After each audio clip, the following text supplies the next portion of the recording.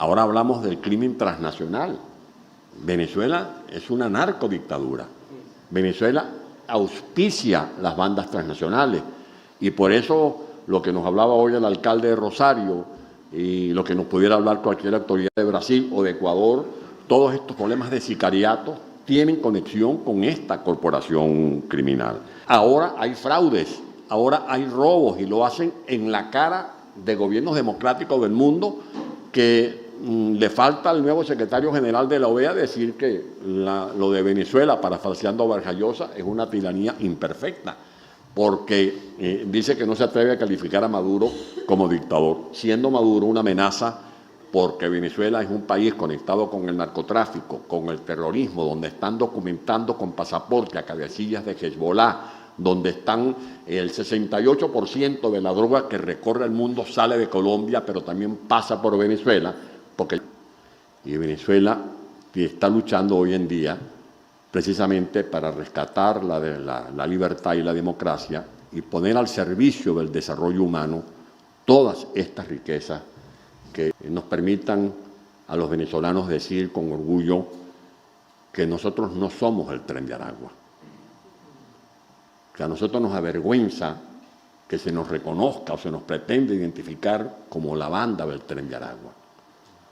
El Tren de Aragua es la expresión del maleficio del populismo. Y ojalá muy pronto el Foro Atlántico pueda establecer un debate donde diga el maleficio del populismo, lecciones, desafíos y oportunidades. Porque lo que tenemos en Venezuela es ese populismo militarista que ha despilfarrado las riquezas más inopinadas, las que menos ustedes se puedan imaginar. Y como lo dice Llamas, se produjo esa conversión de un país riquísimo en un país pobrísimo, porque ya no tenemos un Estado de Derecho, sino un narcoestado. No dependemos del Estado de Derecho, sino del estado de ánimo primero de un patán como Chávez y de un populista como lo es Nicolás Maduro. Pero vamos a escuchar ahora qué es lo que tiene que decir Antonio Ledezma. Que me provocan mucha envidia, porque yo he oído a los alcaldes de México, de Chile, al alcalde de Uruguay, y los oigo a ustedes, y comparando lo que ustedes cuentan, al igual que el relato de ellos, bueno, ese es el paraíso con la tragedia que nosotros estamos viviendo. Pero sí les digo, tengan cuidado y véanse en nuestro espejo, como lo insinuó Pedro Ruchurto, porque cuando se nos acercaba el lobo y nos decían, cuidado porque ustedes pueden terminar ustedes como Cuba, nosotros decíamos muy arrogantes, no, nosotros no vamos a llegar a ser como Cuba. Pues resulta que estamos peor que Cuba, porque el cubano que se está levantando hoy en La Habana mira para los lados y dice, bueno, el día de hoy va a ser igual que el de ayer, pero el venezolano que se está levantando hoy en Caracas, en Maracaibo o en cualquier pueblo del oriente de Venezuela, ve a los lados y dice, irremediablemente, el día de hoy va a ser peor que el de ayer. Y de allí, pues, que lo que busco en este libro es hablarle de esa Venezuela en tragedia, que no por arte de magia, sino por la lucha sostenida de los venezolanos y el verdadero capital y riqueza que tenemos, podemos hacer de Venezuela una gran oportunidad, un país de grandes oportunidades. Aquí hablo de Venezuela política y ambiente porque me inspiró un libro de un fundador de la democracia venezolana, Rómulo Betancourt, que escribió en los años 50, Venezuela política y petróleo. Yo aquí encajo el tema ambiental, no lo hago con frenesí porque no soy de los que apuestan a esa transición energética, cerrando los pozos petroleros, acabando con las minas, porque creo que la transición es, como tal se dice, una transición hacia un futuro en el cual todavía los recursos fósiles como los que tiene Venezuela van a ser importantes, porque muchos países desarrollados usaron esa escalera para alcanzar niveles de prosperidad y no nos pueden romper los peldaños que nosotros necesitamos escalar para poder reconstruir nuestro país. Venezuela tiene las reservas de petróleo más grandes del mundo, tiene las 8ª reservas de gas, tiene las 2.ª reservas de oro de América. Venezuela, además de estos recursos minerales, tiene otras minas, desde el hierro de alto tenor, y pare usted de contar. Pero, como me dijo una vez don Mario Vargas Llosa, hablando sobre las riquezas de Venezuela y la carencia de libertad, esas riquezas nuestras son imperfectas, porque la verdadera riqueza de un pueblo es su libertad plena. Y Venezuela está luchando hoy en día precisamente para rescatar la libertad y la democracia y poner al servicio del desarrollo humano todas estas riquezas que detallo en este libro, para que ustedes, amigas, amigos de España y los que nos están viendo a través de las redes sociales, nos permitan a los venezolanos decir con orgullo que nosotros no somos el Tren de Aragua, que a nosotros nos avergüenza que se nos reconozca o se nos pretende identificar como la banda del Tren de Aragua. El Tren de Aragua es la expresión del maleficio del populismo. Y ojalá muy pronto el Foro Atlántico pueda establecer un debate donde diga el maleficio del populismo, lecciones, desafíos y oportunidades. Porque lo que tenemos en Venezuela es ese populismo militarista que ha despilfarrado las riquezas más inopinadas, las que menos ustedes se puedan imaginar. Y como lo dice Llama, se produjo esa conversión de un país riquísimo en un país pobrísimo, porque ya no tenemos un Estado de Derecho, sino un narcoestado. No dependemos del Estado de Derecho, sino del estado de ánimo, primero, de un patán como Chávez y de un populista como lo es Nicolás Maduro. De allí que todo esto que plasmamos en esta tesis, en este libro, donde le decimos a los europeos y a los americanos, como tal cual lo han expresado María Corina Machado y Edmundo González, que nosotros tenemos los recursos para hacer de Venezuela un hub energético, para explotar nuestros yacimientos gasíferos, para que Repsol, en vez de estar preocupada por ver cómo saca unos cuantos miles de barriles de petróleo llenos de sangre, porque el que haga negocio con Venezuela en este momento se está manchando de sangre sus manos, porque más vale la vida de un ser humano que un pozo de petróleo. Que con un gobierno democrático podrán ir todas las empresas petroleras del mundo, todas las transnacionales, porque nosotros, esa mentira del estatismo, de que el petróleo es del pueblo, ¿no? El petróleo no llegó a ser del pueblo, sino de quienes han arrasado con las finanzas públicas. Nosotros pasamos de ser un país riquísimo a un país pobrísimo, porque se han robado entre 500.000 y 600.000 millones de dólares. Yo hablaba el lunes con el senador Juan José Matorí, viendo el tema ese que uno ve todos los días aquí en la televisión, todos los días un debate distinto, y como aquí se ha dicho que hay que tener cuidado con que esto no termine desmontando las buenas intenciones de gente que quiera incorporarse a la lucha democrática. Es el desprestigio que también vivimos en Venezuela. Cuando se daban debates, era yo diputado por aquel entonces, y los que eran miembros del Partido Acción Democrática decían todo tipo de acusaciones contra los miembros del Partido Social Cristiano, y a su vez los socialcristianos decían pestes de los que eran los adecos, y un diputado de izquierda llamado Teodoro Pecosa levantó y dijo, bueno, pero si es verdad lo que los adecos dicen de los copellanos, y si es cierto lo que los copellanos dicen de los adecos, ninguno tiene autoridad moral para gobernar.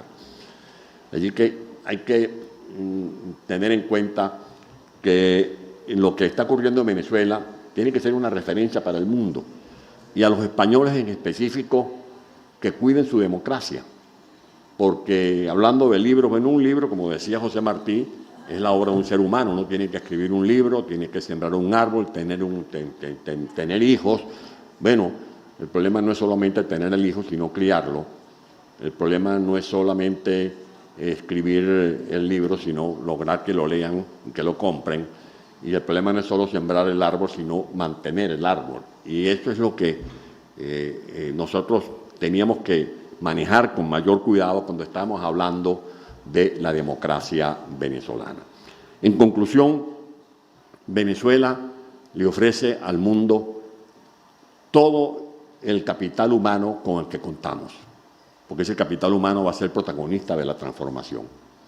Hoy ustedes ven a muchachas y a muchachos o a venezolanos pedaleando una moto o una bicicleta repartiendo comida por las calles de Madrid, pero también se los encuentran en los quirófanos, en las redacciones de periódicos, en las empresas petroleras de Dubái, de Inglaterra, en los centros tecnológicos. Venezuela puede ser, además de un hub petrolero, puede ser también un espacio para el desarrollo tecnológico. Yo me imagino a los venezolanos que están aprendiendo la producción de medicina genérica en Alemania, instalando en combinación con las universidades nuestras centros de producción de medicina genérica, elaborando los chips para la tecnología o el comercio de la tecnología, produciendo hidrógeno verde, desarrollando la energía fotovoltaica, desarrollando la energía eólica, aprovechando, por supuesto, el petróleo, el gas y el oro para apuntalar el desarrollo definitivo de Venezuela. En definitiva, yo le quiero decir que no es que diga que Venezuela es el país más bonito del mundo, que sí lo es, porque es un país maravilloso. Y hablo aquí de ambiente porque no quiero que, así como nos abochorna, que se nos compare con la banda del Tren de Aragua, también es bueno que se comience a decir que Venezuela no solamente tiene petróleo, Venezuela tiene 44 parques nacionales, tiene 37 monumentos naturales. Venezuela es el 9º país del mundo en biodiversidad. Venezuela, además de oro, tiene los tepuyes. Venezuela, además de hierro, tiene el Salto Ángel. 1.700 kilómetros de playa con arena. Manglares, los 4 manglares más grandes del mundo. Si usted quiere ver médanos, se va al estado Falcón, y si no quiere médanos porque hace mucho calor, en 1 hora usted llega a Mérida, donde hay nieve perpetua. Tiene llanos, tiene sabanas, pero sobre todo un pueblo maravilloso. Los españoles, y lo sabe muy bien Esperanza Aguirre, se encariñaron con los venezolanos porque se sentían como venezolanos. Y yo, cuando llegué aquí con Missy, yo no me sentí como un extraño. Yo lo que hice fue volver a España, y no tenía que solicitar asilo porque los hijos no solicitan asilo en la madre patria, y para nosotros España sigue siendo la madre patria. De allí, antes de que me toquen la corneta, todo lo que está aquí está planificado en el proyecto Tierra de Gracia que ya han escrito El Mundo de María Corina Machado. O sea, tengan la seguridad que no vamos a improvisar. Cuando salgamos de la dictadura, Venezuela logrará comenzar a transformarse gracias al talento de los venezolanos y al apoyo que vamos a requerir de toda la comunidad internacional. Muchas gracias.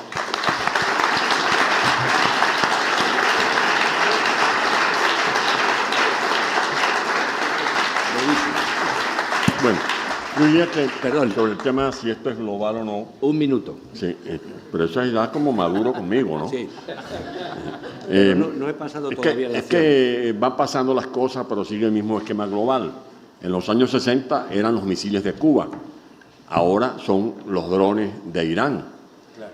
En los años 60 se hacía el narcotráfico de manera camuflada, y lo hacía Fidel Castro y después mandó a fusilar al general Ochoa. Hoy en día es el narcotráfico como una gran corporación internacional. En los años 60 y 70 se hablaba de Al Capone, ahora hablamos del crimen transnacional. Venezuela es una narcodictadura. Venezuela auspicia las bandas transnacionales, y por eso lo que nos hablaba hoy el alcalde de Rosario y lo que nos pudiera hablar cualquier autoridad de Brasil o de Ecuador, todos estos problemas de sicariato tienen conexión con esta corporación criminal. Estamos hablando que antes, en los años 60, 70, un militar asaltaba el poder con sus espadas y sus fusiles.